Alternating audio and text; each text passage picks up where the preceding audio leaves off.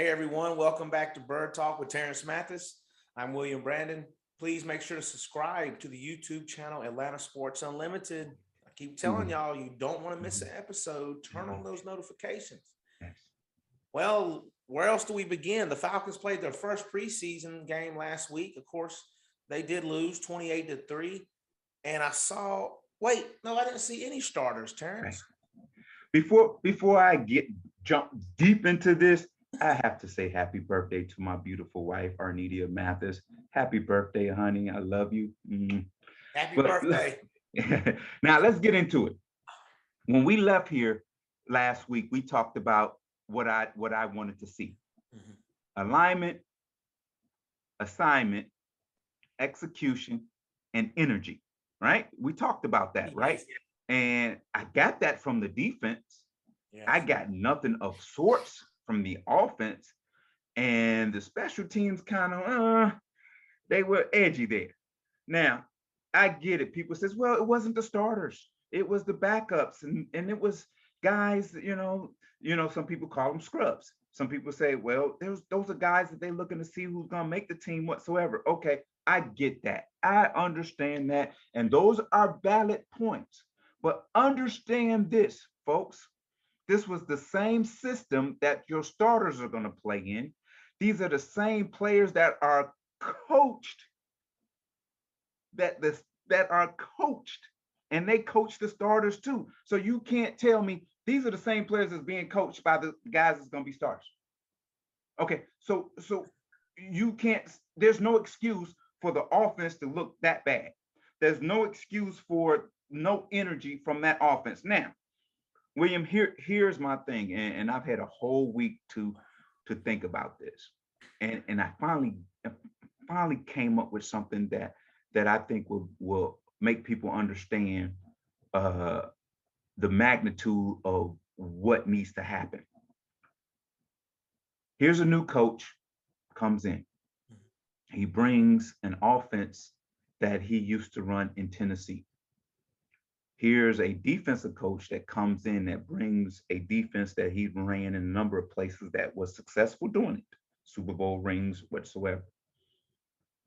You bring in an offense to replace the offense of past. This past offense was pretty doggone good, William. They were in the top 10 in every category, William. Maybe not rushing. Yeah. Okay, so if they're not in the top 10 in rushing, all you have to do is bring in a rushing mindset and a system and a concept to help the running game. You don't change the passing game from what's been successful. Matt Ryan don't have all these yards just because he's a lame quarterback. Receivers, future Hall of Famers, you have two future Hall of Famers in this offense. It wasn't because they couldn't play and they couldn't throw the football. So why would you just throw away what was been successful for this football team offensively and just not add to make it more efficient? Now, defensively, I love it. From the first snap, I said, oh my goodness. Those young boys were flying around, and they were alignment was good, assignment was good, execution was good, and the energy was excellent on that defense.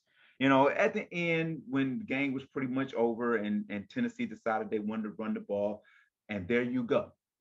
It's Do you know what we were watching on last week, William?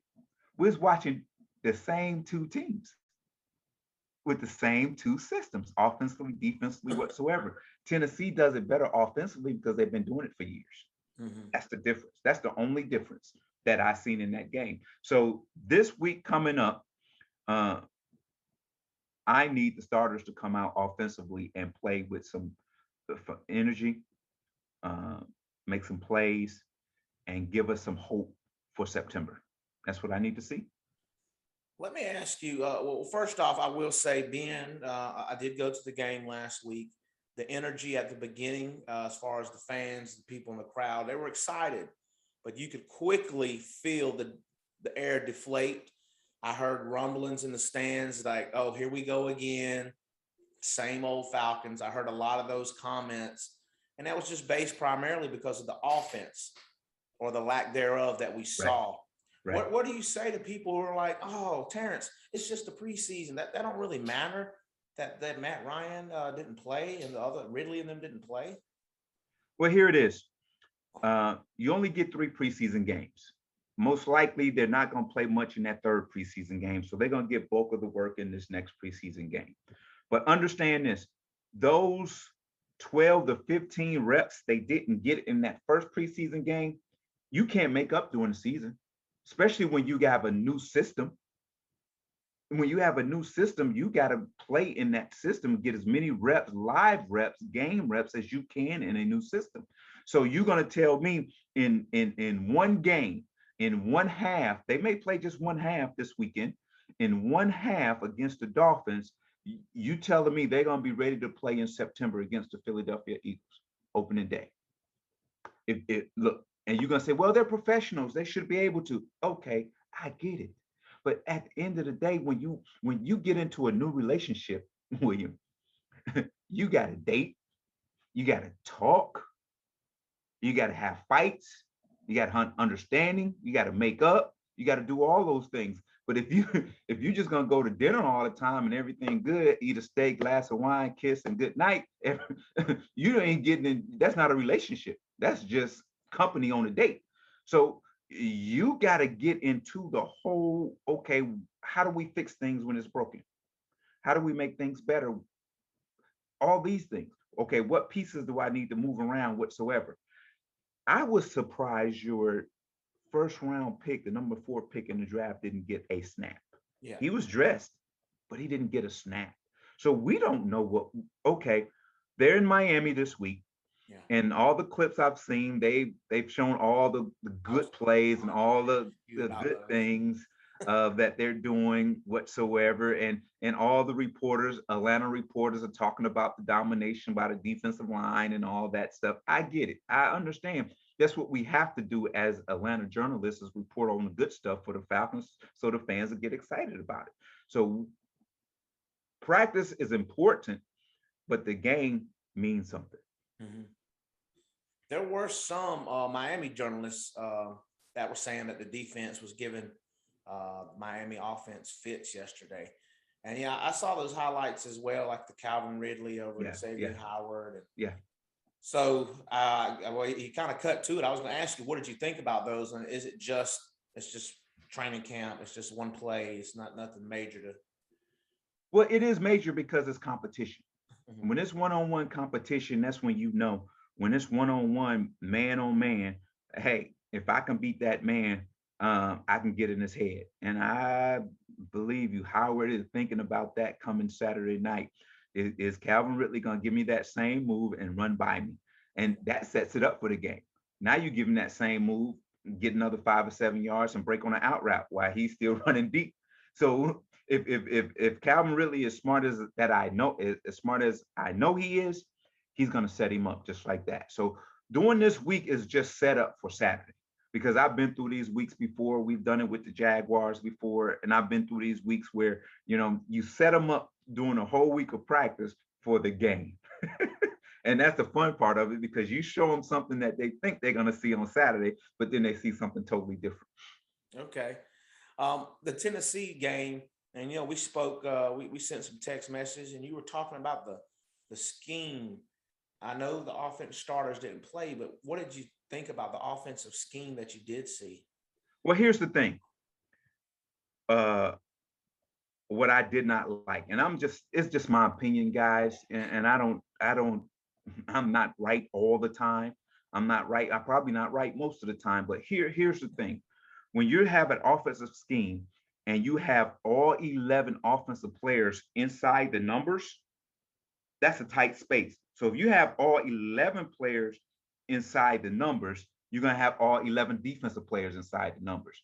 There's no running lanes. There's no passing lanes whatsoever. So it creates small windows for the quarterback, and it creates small running lanes for the running back. If you spread those receivers out a little bit more, it gets those corners out of there. It gets the safeties a little deeper and out of the box and back a little bit. Now it creates linebackers to try to apex between the end man on the line of scrimmage and the receiver in case he has to get up under him in the flats. So now instead of having 11 guys in a 15-yard area, now you only have 7 or 8 in that area. Now you have opportunity to throw the ball and run the ball effectively. I didn't like that. I get the 2 tight end sets, the 3 tight end sets. That's who they are. But here's my thing. It didn't.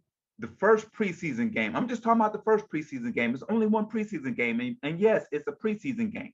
But the preseason game did not show me enough. That first preseason game did not show me enough that showed me that Kyle Pitts is going to be effective in this offense or Calvin Ridley. It didn't show me that. Now, maybe this second preseason game, they'll open it up a little bit and we'll see that. But far as right now, it didn't show me enough to say, okay, I can see a very effective and efficient passing attack. And I know you didn't get enough to see about the starters, but Right. did you get enough to see that McCarron should be our number 2, or should it be Felipe Franks? And again, it's early, but McCarron to me didn't play that well. Well, here's the thing. I'm sitting there watching the game with some buddies of mine whatsoever. Um, and when Felipe Franks came in the game, I said, that's your quarterback of the future. That's your Tannehill.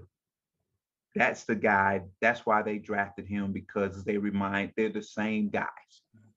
They can throw the ball. They can throw it deep. They can make plays with their legs. They can run read option. They can do those things. So in the next 2 to 3 years, Felipe Franks will be the starting quarterback for this Atlanta Falcons football team. Oh wow! Well, I heard it here first. Mhm. That pans out. Yep. That's a heck of a call.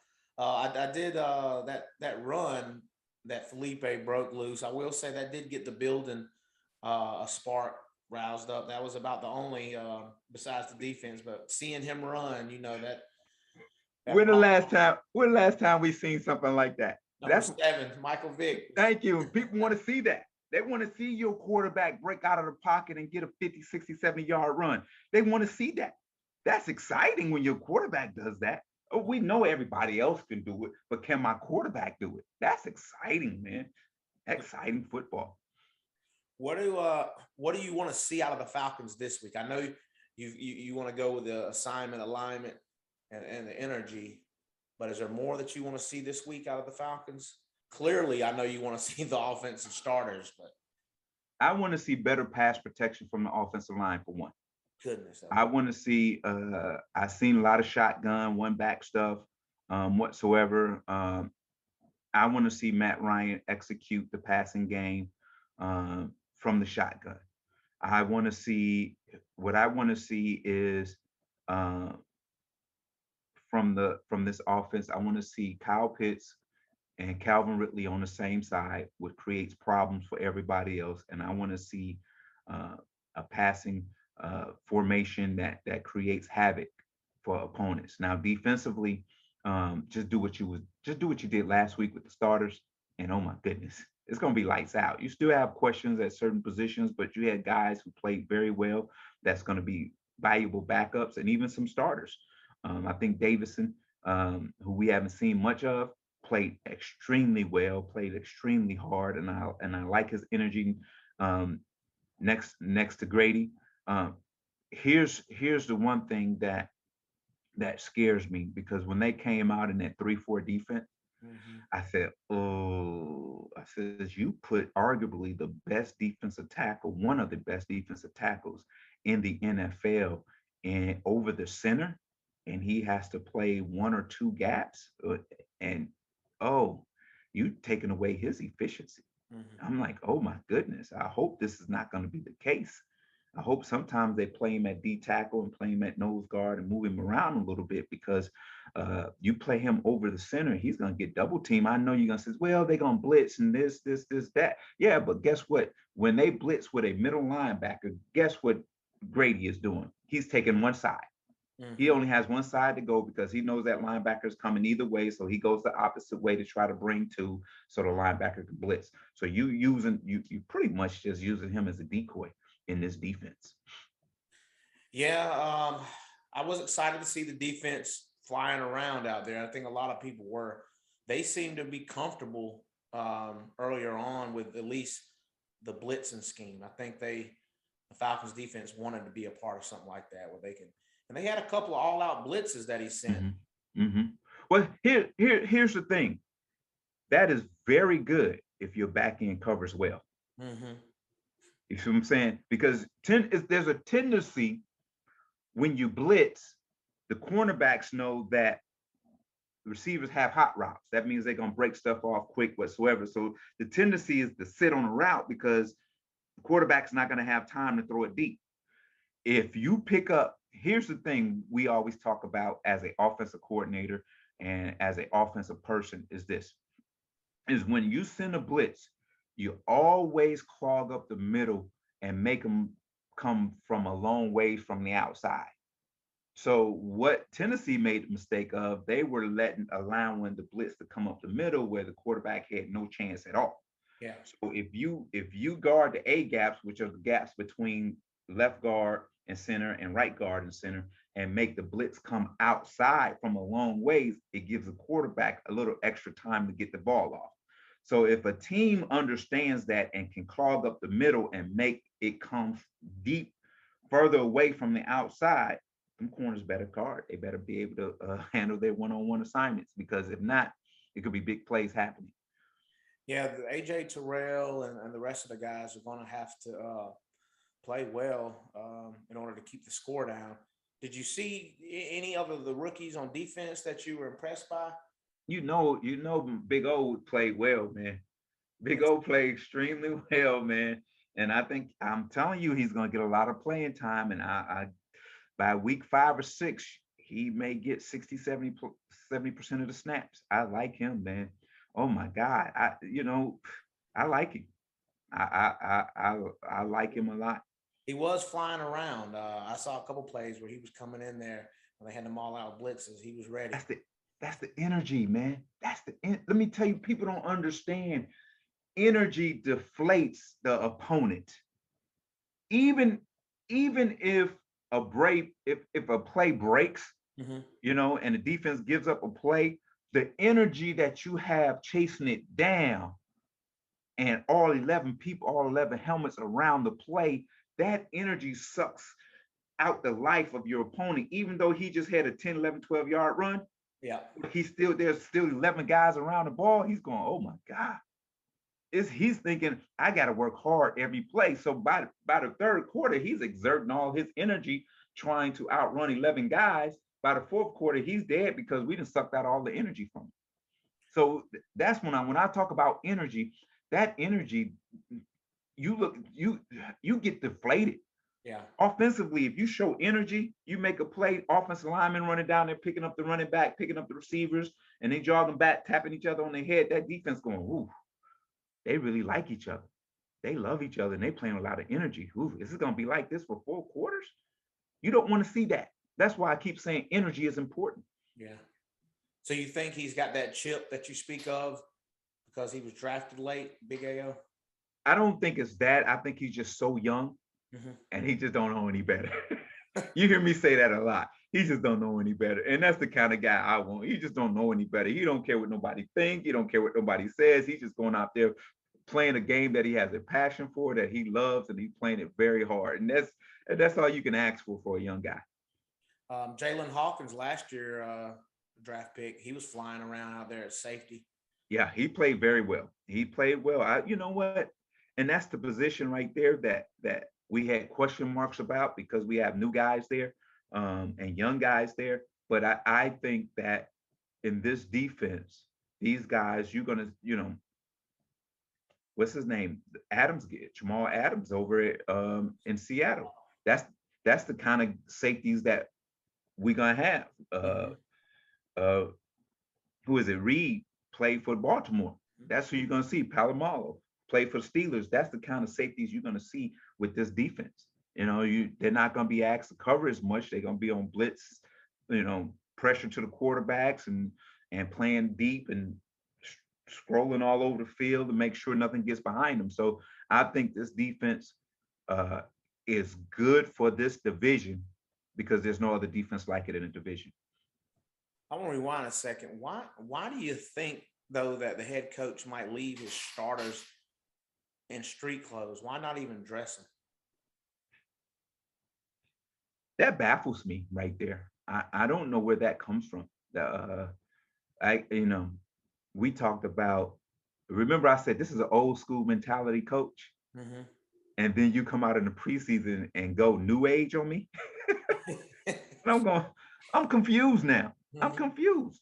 You know, this is people says, well, everybody in the league is doing it. Yeah, everybody's in the league is not doing it. Those quarterbacks that's coming off injuries from season pass or surgeries didn't play in the first preseason game, but those others starters played. Yeah. If you think about it, 80-90% of the starters in the NFL at quarterbacks played that first preseason game. So you can't say, well, it's because of injury, this and that and this. No, that's not it. I don't know what this was. Yeah. Because I don't get it, because you would want to make the first impression a lasting impression if I'm this new regime. And this first impression right now, like you said in the stands, oh, this is the old, you got to win them back on Saturday, because they were excited. They was excited going into this first preseason game. Oh, it's new GM, new head coach, new system. Oh man, goodness, what is this? Now it's like, what is this? So now you got to put up this weekend, and it's and this is a good Miami Dolphins football team. Mm-hmm. And I think that you play well against them, win or lose, you just got to play well, and you got to show some promise. And then you go into the last preseason against the Cleveland Browns, which I think that you're going to have to play the starters for a series of two, and I think Cleveland wants to play their starters for a series of two, because now you want to see your offense against a really, really good defense, Mm-hmm. and then you want to see your defense against a really, really good offense. So I think they'll play in that last preseason game, but not a lot. Yeah, and fans, I don't want to give a disparaging remarks and say the entire stadium was like that, but in my area, there were a lot of fans that, again, by the start, the way the offense played, it was just those same groans that I've heard year after year. I walk up to the concession stand, I see people, shake my hand and drop their head like, "Oh God, here we go again." So I will let y'all know that yes, fans were disappointed after that first showing. As Big Bob said a couple weeks ago, the NFL now, they do the pajama practices. Right. So you would think you would want to get your players out there to get acclimated under this new offense. Yeah. Well, look. Here it is.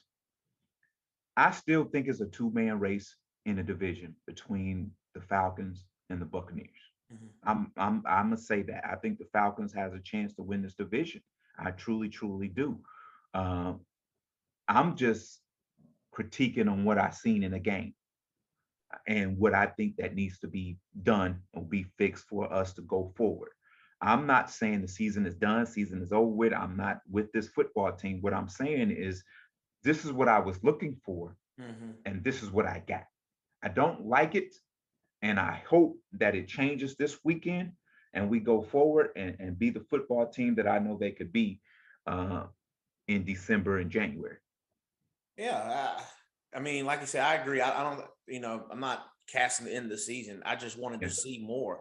Right. We expected what's his number? I don't even know his number for the Titans now, but Julio, we expected him not to play, which I didn't see him play, but I expected maybe the Falcon starter. So when I was hearing like, what?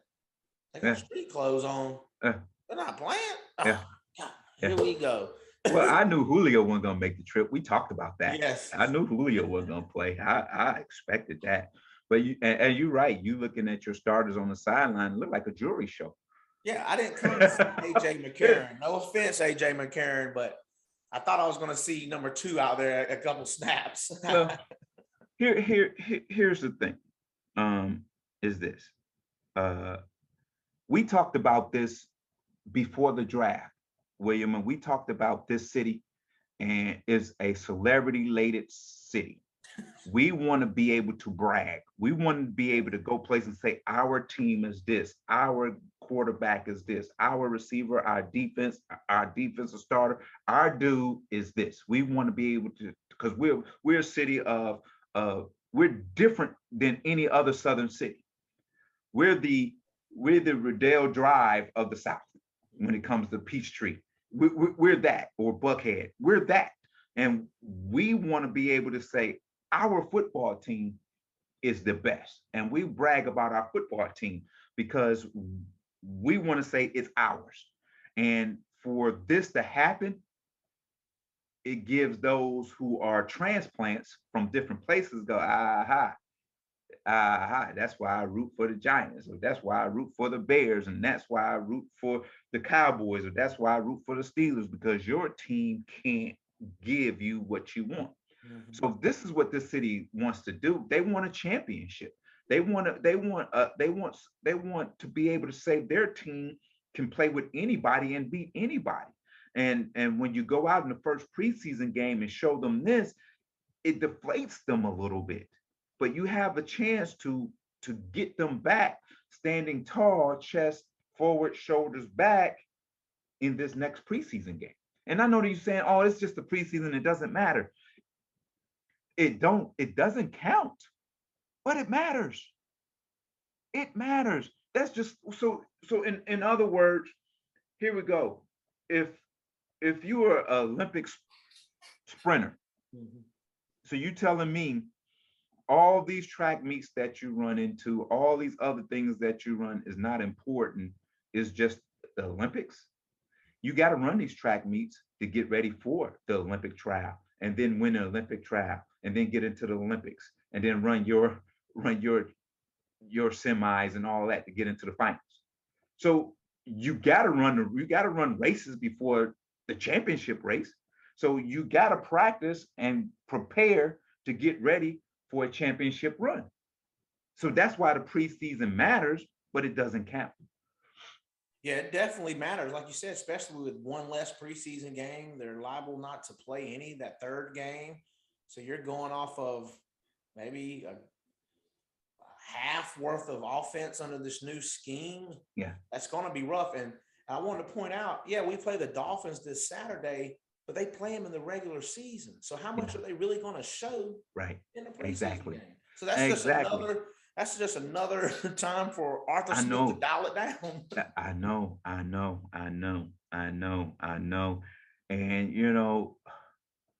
I try to keep it as honest and as real as I can when we talk about these things right here. And right now, of course, he looks like a rookie head football coach. After this past week, he looks like a rookie head football coach. He looked on the sideline, he looked confused. He looked disorganized.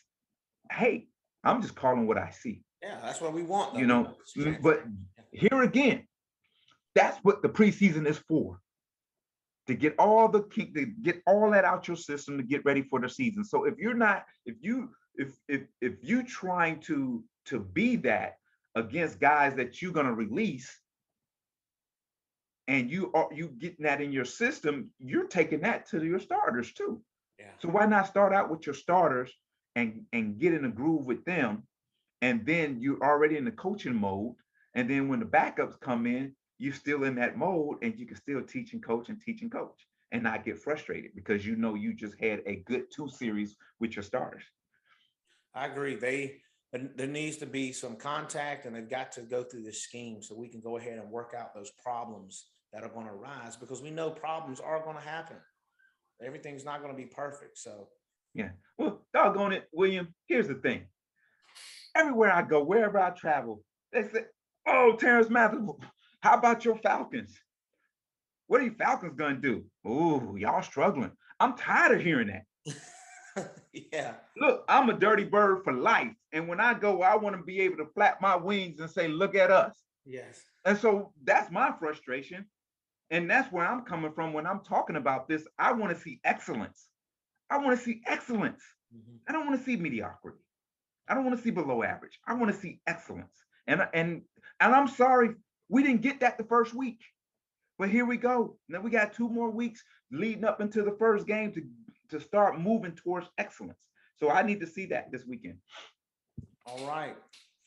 Well, folks, make sure y'all tune in. It's Saturday, 7 p.m. Eastern. They are playing down in the MIAO. What do you got for us, Terance? I'm gonna just leave you with this, and this is profound because, you know, I'm gonna put it in a way that try not to throw people under the bus. You know, you could when you make a effort to not look a person in the face and to avoid them, to speak to them, that takes more effort than just to say hello, how you doing? You understand? So understand this is this, even if it's your enemy, love your enemy as God loves you. Because at the end of the, I'm not saying, look, I heard this, a pastor said this a long time ago. You know, if I see a snake, I see the snake. I'm gonna admire it because it's a snake. That don't mean I want to go pat that snake. You see what I'm saying? So it's the same thing with your enemies. You know your enemies. I see my enemy. I know the problems we have. That don't mean I'm gonna go put my arms around them and love them and dap them up. But I'm gonna love them from afar and respect them from afar, because I'm not gonna go down that road with them. Because all that is destruction, and that's gonna block all my blessings. So I'm gonna love you as God loves me and as God loves you, because I want to be blessed. I want to be blessed. And then when you get blessed, I'm gonna be the first one. I don't care if you're my enemy, my friend, whatsoever. And when you get blessed, I'm gonna stand up and clap. And I'm gonna say, oh, congratulations, because I know my blessing is coming next. Right. But if I put my arms and say, why is he getting blessed? Or why is he getting what he wants? Blah, blah, blah. I ain't never gonna get blessed. You heard me say, I ain't. I'll use I ain't never gonna get blessed. So that's what I have for you today. All right, everybody. Thanks as always, Terance. Miss Mathis, hope you have a great birthday. Everybody enjoy the show, and we'll talk next week. Yes, sir.